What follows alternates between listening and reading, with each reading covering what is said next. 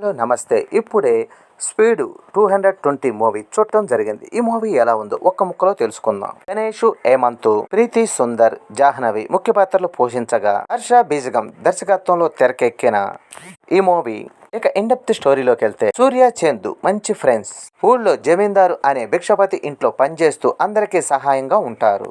జమీందార్ కూతురు మాయా కూడా చిన్నప్పటి నుండి వీరితో ఫ్రెండ్షిప్ చేస్తుంటుంది. ముగ్గురు కలిసి చదువుకుంటూ పెద్దవాళ్ళు అవుతారు. అయితే మాయా ఒకరికి తెలియకుండా ఒకరితో సన్నిహిత్యంగా ఉంటుంది. కానీ సూర్యకు బాగా దగ్గరైన చిట్టు అనే కుర్రోడు అనుకోకుండా చనిపోతాడు. ఆ తర్వాత మాయా కూడా అనుమానాస్పదిలో చనిపోతుంది. మాయా చనిపోవడంతో సూర్య పిచ్చివాడిలా తిరుగుతూ ఉంటాడు. అతని మీద హత్యా ప్రయత్నం కూడా జరుగుతుంది. అసలు చిట్టు, మాయలు ఎలా చనిపోయారు? మాయ ఇద్దరితో సన్నిహిత్యంగా ఉంటుందని ఇద్దరికీ తెలుస్తుందా? సూర్య మీద హత్యాయత్నం ఎవరు చేశారు? ఇవన్నీ తెలుసుకోవాలంటే మూవీ చూడాల్సిందే.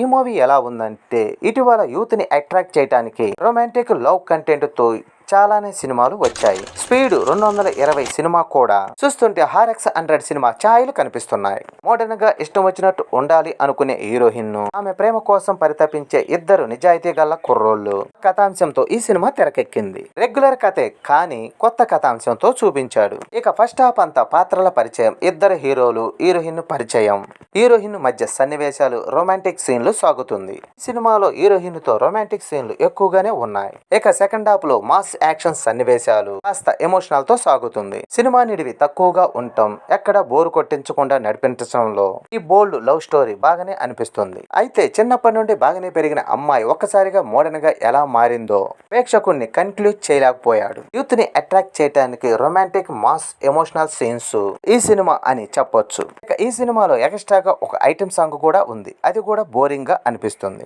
ఇక నటీనటుల పర్ఫార్మెన్స్, ముఖ్యంగా మాయా పాత్రలో చేసిన ప్రీతి సుందర్, ఆమె గురించి చెప్పుకోవాలి. బోల్డ్ పాత్రలో రొమాంటిక్ సీన్లతో పాటు నటనతోనూ కూడా అదరగొట్టిందని చెప్పాలి. ఇక భగ్న ప్రేమికుడిగా హేమంత్ మెప్పించాడు. గణేష్, జాహ్నవి, తాటికొండ మహేంద్ర, చిట్టు పాత్రలో చేసిన కుర్రోడు, ఇక మిగతా నటీనటులు అందరూ పర్వాలేదనిపించారు. ఇక సాంకేతిక విభాగానికి వస్తే, ఇక సినిమాటోగ్రఫీ, విజువల్స్ బాగున్నాయి.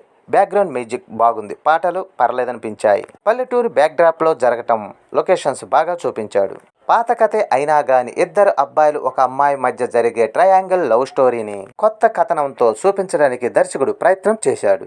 మొదటి సినిమా అయినా గాని దర్శకుడు సక్సెస్ అయ్యాడనే చెప్పాలి. ఇక నిర్మాణ విలువలు సినిమా స్థాయికి తగ్గట్లుగానే ఉన్నాయి. మొత్తానికి speed 220 movie triangle love story, romantic సీన్లు ఇష్టపడే ప్రేక్షకులకు ఈ మూవీ నచ్చుద్ది. వీలుంటే వన్ టైం చూసేయండి. ఈ వీడియో నచ్చితే లైక్ చేయండి, షేర్ చేయండి, ప్లీజ్ సబ్స్క్రైబ్ చేయండి.